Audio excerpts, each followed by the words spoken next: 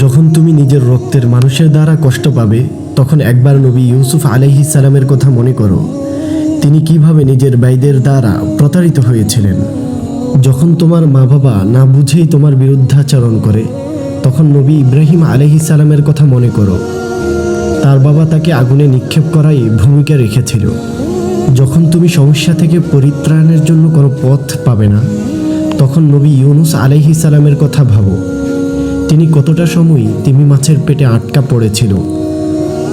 যখন তোমার নামে কেউ মিথ্যা অপবাদ ছড়িয়ে দিবে, তখন মা আয়েশা রাদিয়াল্লাহু তাআলা আনহায়ের কথা মনে করো।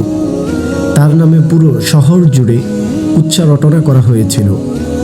যখন তুমি অসুস্থ, ব্যথার যন্ত্রণায় কাতরাতে থাকো, তখন নবী আইয়ুব আলাইহিস সালামের কথা ভাবো।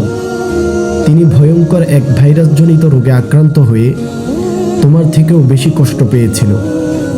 যখন তুমি দ্বীনের কোনো বিধান নিয়ে যুক্তি খুঁজে পাও না, তখন নবী নূহ আলাইহিস সালামের কথা ভাবো।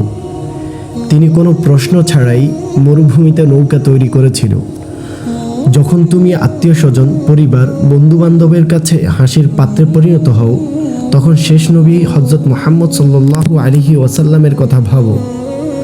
রাসূলুল্লাহ সাল্লাল্লাহু আলাইহি ওয়াসাল্লাম বলেছিলেন, সবচেয়ে বড় পরীক্ষা দিয়েই সবচেয়ে বড় পুরস্কার আসে।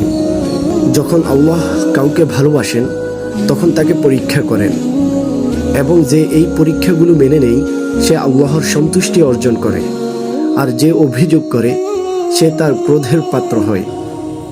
হে আল্লাহ, তোমার কথা মনে করার, তোমার প্রতি কৃতজ্ঞ হওয়ার এবং তোমার ইবাদত করার তৌফিক দান করো। যেভাবে তুমি সন্তুষ্ট হও সেভাবেই আমাদের পরিচালিত করো। আমিন ইয়া রাব্বাল আলামিন।